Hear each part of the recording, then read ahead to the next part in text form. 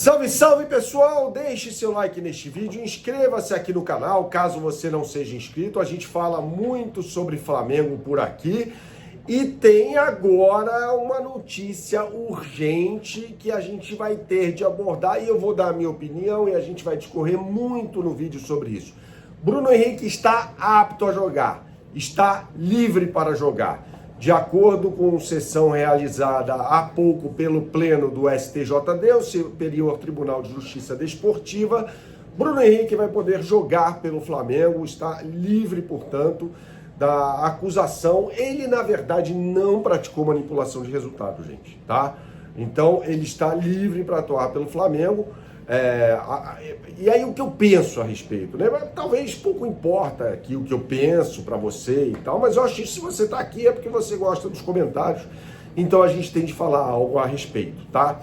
É o seguinte, vamos lá, o Bruno Henrique, para mim, ele tem que ser julgado e, se for o caso, punido criminalmente na justiça comum.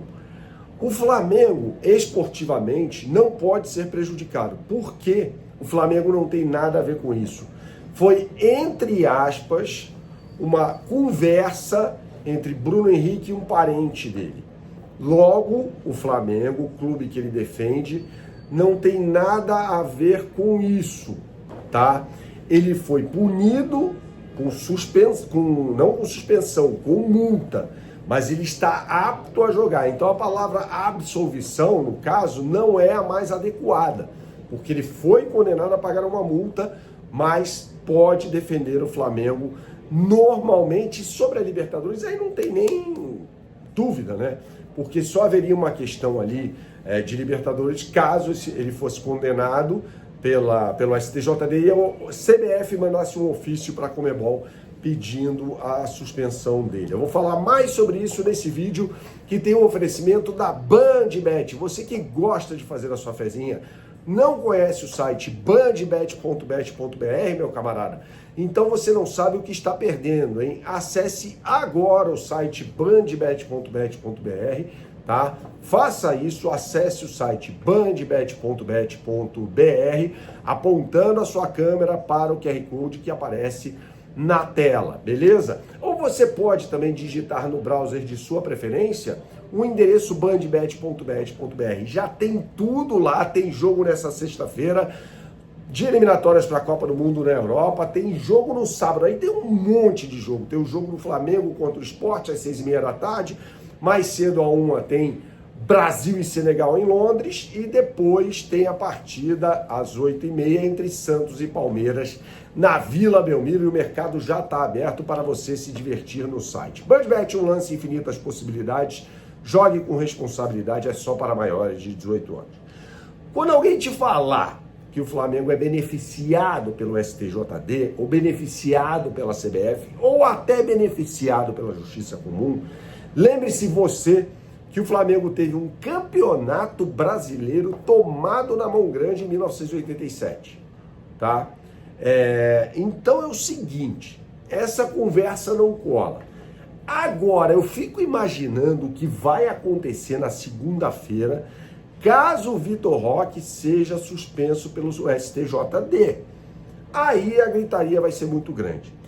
Vai se criar um ambiente complicadíssimo para a final da Libertadores e para a reta final do Campeonato Brasileiro, por parte principalmente da Leila Pereira, que fica mandando indiretas, às vezes diretas. Foi ela quem criou, né, o termo, como é que é? Eu nem lembro, terraplanistas, alguma bobagem desse jeito e tal. Então, assim, para ela é inadmissível nesse momento perder os dois campeonatos para o Flamengo. Então você vai ter de ter muito discernimento para ouvir e você vai ter que responder. Por isso que eu estou trazendo a minha reflexão para você, para que você possa responder. O Bruno Henrique pode ser punido? Pode, criminalmente. Ele foi indiciado na Justiça Comum, tá? Existe um indiciamento. Ele vai ser julgado na Justiça Comum, tá?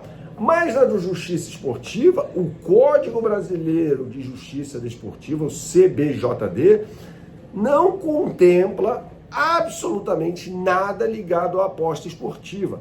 Aí a gente pode falar, o CBJD é um código desatualizado, obsoleto? Pode ser.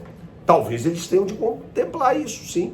Mas no momento não tem o que se fazer. E não houve definitivamente manipulação de resultados. Tem uma coisa que não aconteceu, foi isso. Afinal de contas, o Flamengo perde o jogo para o Santos, de virada, aquele jogo em Brasília, por 2-1.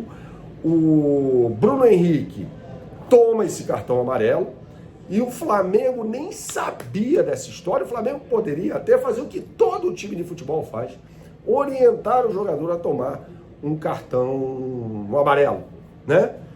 Mas não aconteceu isso, não houve essa orientação. Quem decidiu tomar o cartão amarelo deliberadamente foi o Bruno Henrique, né?